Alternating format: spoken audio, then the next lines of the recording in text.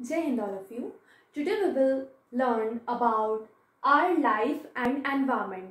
ये आपका ज्योग्राफी का लेसन है. Our life and environment, हमारी लाइफ और एनवायरमेंट. सो इसमें हम हमारी लाइफ की ऐसी चीज़ों के बारे में बात करेंगे जो कि एनवायरमेंट के ऊपर कुछ असर डालती हो, कुछ इफेक्ट डालती हो. सो एनवायरमेंट का मतलब आप सभी को पता होगा, आपने अपनी पहले की क्लासेस में भी पढ़ा होगा. एनवायरमेंट का मतलब होता है हमारी सराउंडिंग्स. हमारे आसपास हम जो कुछ भी देखते हैं, भले ही वो लिविंग हो या नॉन लिविंग, वो सभी हमारे एनवायरमेंट का ही हिस्सा होते हैं. वो सभी मिलकर हमारा एनवायरमेंट बनाते हैं, हमारा पर्यावरण बनाते हैं.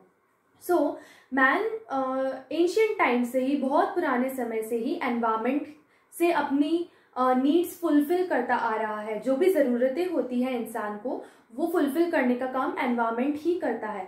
लेकिन पहले के टाइम में इंसानों की जो नीड होती थी, ज़रूरत होती थी, वो लिमिटेड होती थी. उसको ज़्यादा कुछ नहीं चाहिए था, बस उसे ज़िंदा रहने के लिए जो चीज़ें चाहिए होती थी वही चीज़ें वो एनवायरमेंट से लेता था. जैसे कि एयर, वाटर, वेजिटेशन, जो कुछ भी उग जाता था, प्लांट प्रोड्यूस, एनिमल प्रोड्यूस, ये सब.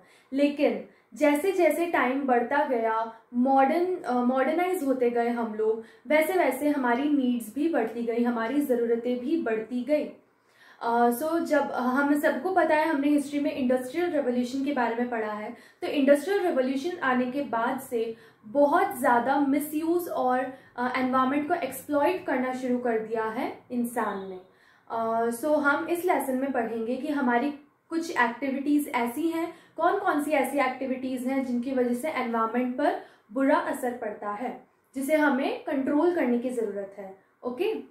सो पहला चीज़ है effect of agriculture on environment. हम जो खेती करते हैं, अपने लिए खाना उगाते हैं, अन्न उगाते हैं, उसका एनवायरनमेंट पर क्या असर पड़ता है, क्या बुरा असर पड़ता है. सो एग्रीकल्चर हम सभी को पता है. अगर हम इंडिया की बात करें तो इंडिया की जो मेजर पॉपुलेशन है, ज़्यादा से ज़्यादा जो पॉपुलेशन है, उसमें भी जो रूरल पॉपुलेशन है वो ज़्यादा से ज़्यादा एग्रीकल्चर पर बेस्ड है. उनका जो ऑक्यूपेशन है वो कहीं ना कहीं डायरेक्टली और इनडायरेक्टली एग्रीकल्चर से ही लिंक्ड होता है. लेकिन खेती करने के कुछ ऐसे तरीके भी होते हैं जिनकी वजह से एनवायरनमेंट को नुकसान पहुंचता है. ऐसे कौन कौन से तरीके होते हैं? आप सभी को पता है कि जब खेती करते हैं किसान, तो वो फर्टिलाइजर्स का, केमिकल फर्टिलाइजर्स, जो केमिकल दवाइयाँ होती है, उनका बहुत ज़्यादा यूज़ होता है खेती करने में. इनका यूज़ अलग अलग तरीकों के लिए होता है, अलग अलग चीज़ों के लिए होता है. कुछ इंसेक्टिसाइड्स या पेस्टिसाइड्स होते हैं जो कि कीड़ों को मारने के लिए, फसलों में जो कीड़े लग जाते हैं फसल खराब करने के लिए, उनको मारने के लिए यूज़ किया जाता है. तो वो केमिकल्स से ही मिलकर बने होते हैं. इसके अलावा हम वीडीसाइड्स का यूज़ करते हैं. जो अनवांटेड प्लांट्स उग जाते हैं हमारे खेत में, जिनकी हमको ज़रूरत नहीं होती, जो जंगली पेड़ पौधे रहते हैं, उन्हें हटाने के लिए भी एक केमिकल आता है वीडीसाइड, उसका यूज़ किया जाता है. इसके अलावा फसल टाइम से पहले उग जाए, फसल का जो उगने का टाइम होता है वो रिड्यूस कर दिया जाता है. समय से पहले ही फसल उग जाती है, पक जाती है, उसके लिए भी केमिकल फर्टिलाइजर्स का यूज़ किया जाता है.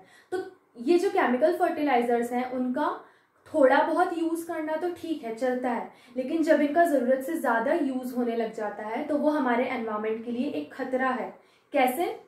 जब केमिकल फर्टिलाइजर्स यूज़ होंगे तो वो मिट्टी के अंदर जाएंगे. सबसे पहली चीज़ तो अगर केमिकल्स पड़ेगा उन फसलों पर, वही फसल हम खाएंगे, जब वो मार्केट में आएगी तब हम खरीद कर उसे ही खाएंगे, तो उससे हमारी हेल्थ बिगड़ सकती है. तो ये ह्यूमन बींग्स और जो एनिमल्स उन्हें खाएंगे, उनकी हेल्थ पर बुरा असर डाल सकता है. पहली चीज़.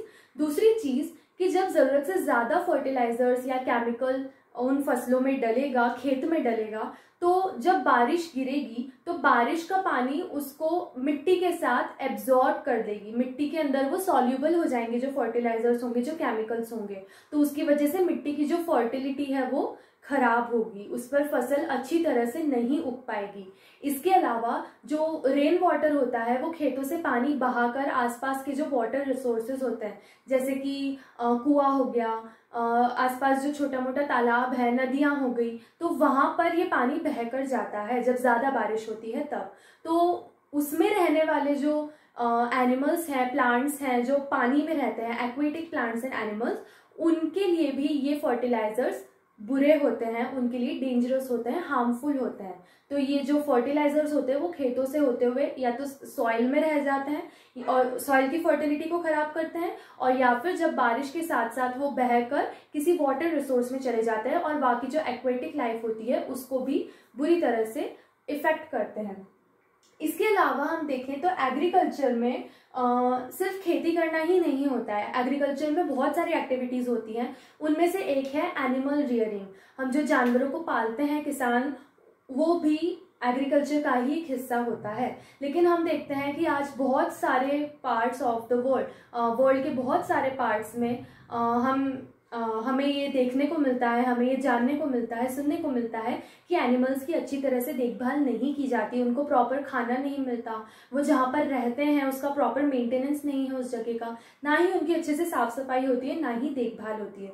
इस वजह से जो एनिमल्स हैं, जो कि हमारे एनवायरनमेंट का एक इम्पॉर्टेंट हिस्सा है, उनकी केयर नहीं हो पाती और इस वजह से उनके लिए ये डेंजरस चीज़ हो जाती है, हार्मफुल चीज़ हो जाती है। इसके अलावा हम आज बहुत सारी चीज़ें सुनते हैं कि वर्ल्ड के अलग अलग पार्ट्स में जो रिसर्चर्स हैं, अलग अलग कंट्रीज़ के जो साइंटिस्ट हैं, रिसर्चर्स हैं, वो एनिमल्स की अच्छी ब्रीड के लिए, ताकि प्रोडक्शन ज़्यादा हो, उसलिए अच्छी ब्रीड को रिप्रोड्यूस करने के लिए, प्रोड्यूस करने के लिए वो रिसर्च कर रहे हैं। हमने बहुत सारी चीज़ें सुनी होगी, क्रॉस ब्रीडिंग, दो अलग अलग नस्ल के जानवरों को मिलाकर एक नई ब्रीड बनती है, नई नस्लें बनती है जानवर की, उसको बोलते हैं क्रॉस ब्रीडिंग। इसके अलावा हम क्लोनिंग पढ़ते हैं, क्लोनिंग हमने सुना है। इसके अलावा जो आर्टिफिशियल एनिमल्स होते हैं उनको भी अब प्रोड्यूस किया जा सकता है with the help of science and technology. तो ये सब जो चीज़ें हैं वो बायोडाइवर्सिटी के लिए एक खतरा है। तो इस तरह से एग्रीकल्चर और जो एनिमल हस्बेंड्री है वो हमारे एनवायरनमेंट के लिए कुछ हद तक, अगर उसका मिसयूज किया जाए, उस पर हम ध्यान ना दें, उन्हें कंट्रोल ना करें, इन सब चीज़ों को जो हमने अभी डिस्कस की हैं, तो ये हमारे एनवायरनमेंट के लिए एक खतरे की बात हो जाती है। Now let's study about industry. Industry का मतलब होता है किसी भी एक एरिया में गुड्स एंड सर्विसेज को प्रोड्यूस करना। आपने बहुत सारी इंडस्ट्रीज देखी होंगी, कहीं रास्ते में आते जाते आपको इंडस्ट्रियल एरियाज दिखते हैं, फैक्ट्रीज दिखाई देती हैं। पुराने टाइम में भी इंडस्ट्रियल वर्क होता था, गुड्स एंड सर्विसेज प्रोड्यूस होते थे, लेकिन बहुत बड़े पैमाने पर, लार्ज स्केल पे नहीं होते थे। लेकिन आफ्टर द इंडस्ट्रियल रेवोल्यूशन बहुत बड़े पैमाने पर ये सब इंडस्ट्रीज एंड फैक्ट्रीज सेटअप की गई पूरे वर्ल्ड में, अलग अलग कंट्रीज में। और आज के टाइम पर भी हम देखते हैं कि बहुत ज़्यादा डिमांड है क्योंकि सामानों की, गुड्स की, तो इसीलिए उन गुड्स को प्रोड्यूस करने के लिए इंडस्ट्रीज एंड फैक्ट्रीज भी बहुत ज़्यादा हमें दिखाई देती हैं अलग अलग जगह पर। आज कुछ इम्पॉर्टेंट इंडस्ट्रीज हैं जिनके हम नाम ले सकते हैं। For example sugar industry, automobile industry, iron and steel industry, textile industry etcetera, और भी बहुत सारी इंडस्ट्रीज होती हैं। हर इंडस्ट्री में इनपुट और आउटपुट होता है। इनपुट का मतलब होता है उसके अंदर किसी चीज़ को डालना। हम जो चीज़ें इंडस्ट्री में डालते हैं उसे हम बोलते हैं इनपुट, और जो चीज़ें बाहर निकलती है, यानी कि जो चीज़ें हमारी फाइनल प्रोडक्ट के तौर पर बनती है, जिस चीज़ को बनाने के लिए, जिस चीज़ को प्रोड्यूस करने के लिए हमने वो इंडस्ट्री खोली है, उसे हम बोलते हैं आउटपुट। तो अगर हम इनपुट डालेंगे, कुछ सामान डालेंगे उसके अंदर, तभी हमारा फाइनल प्रोडक्ट बनकर तैयार होगा। तो हम जानते हैं components of industry. Her industry के, ऑलमोस्ट हर इंडस्ट्री के ये 4 कंपोनेंट्स होते हैं जिन्हें हम बोल सकते हैं इनपुट। हम इन 4 कंपोनेंट्स को इंडस्ट्री में डालेंगे तो ही हमें फाइनल प्रोडक्ट मिलेगा। First is capital. कैपिटल का मतलब होता है पूंजी, पैसा। कैपिटल 2 टाइप की होती है। पहली है फिजिकल कैपिटल और दूसरी है फाइनेंशियल कैपिटल। फिजिकल कैपिटल का मतलब होता है बिल्डिंग, जहाँ पर आपकी फैक्ट्री या फिर इंडस्ट्री है, वो बिल्डिंग, और आपकी जो मशीन्स है, जो मशीनरी है, जो आप यूज़ कर रहे हैं सामान प्रोड्यूस करने के लिए, यह है physical capital. And financial capital का मतलब होता है पैसा, यानी कि जो आप बैंक से लोन लेते हैं अपनी इंडस्ट्री के लिए या फिर किसी दूसरे इंस्टीट्यूशन से जो लोन लेते हैं, पैसे लेते हैं, वो आ जाता है फाइनेंशियल कैपिटल में। Second is raw material. Raw material का मतलब होता है कच्चा माल, ऐसा मटेरियल जिससे कि फाइनल प्रोडक्ट बने।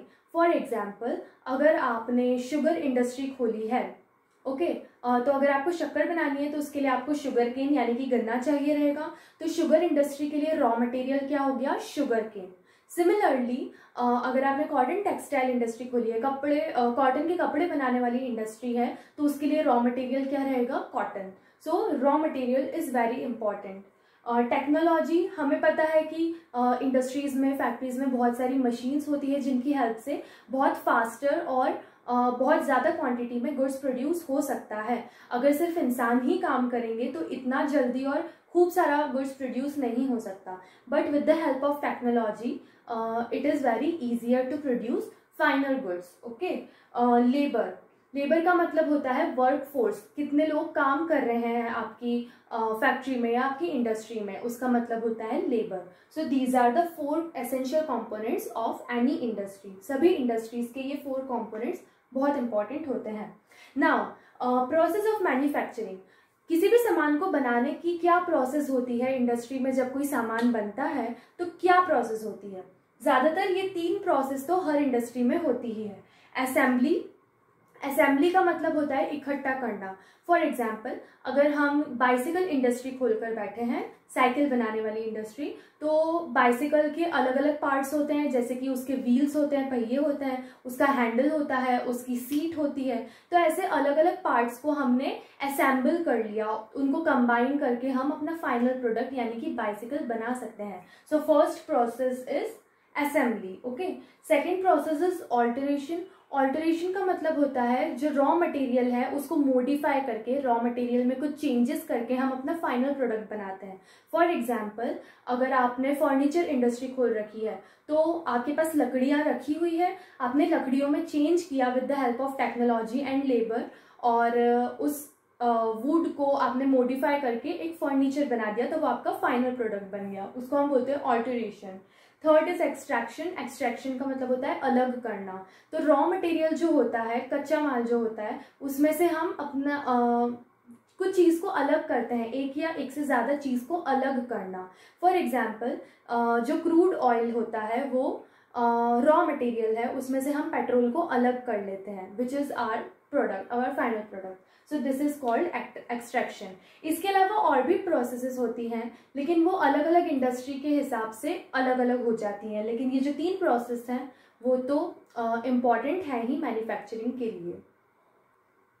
साथ ही साथ किसी भी इंडस्ट्री में ये बहुत इम्पॉर्टेंट चीज़ होती है कि प्लानिंग और मैनेजमेंट हो। अगर प्लानिंग और मैनेजमेंट अच्छा होता है तो वो गुड्स भी अच्छी तरह से प्रोड्यूस होते हैं। हमारे पास अच्छा लेबर होना चाहिए, वर्कफोर्स अच्छा होना चाहिए, ऐसे लोग जो अच्छी तरह से काम करें, तो हमारा सामान भी अच्छा बनेगा। इसके अलावा जो मैनेजर्स हैं, जो प्रोडक्शन मैनेजर्स हैं, वो प्रॉपरली देखें कि कैसा काम हो रहा है, जो फाइनल प्रोडक्ट है उसमें कोई कमी तो नहीं है, वो भी ध्यान रखना होता है। इसके अलावा जो मार्केटिंग मैनेजर्स होते हैं वो इस चीज़ का पूरा प्लान बनाकर रखते हैं कि हमारा जो सामान है उसको हम मार्केट में कैसे बेचेंगे, उसकी भी पूरी स्ट्रेटेजी होती है। तो this is not an easy task to produce the goods and then sell them in the market. उसके लिए बहुत ज़्यादा प्लानिंग की ज़रूरत होती है।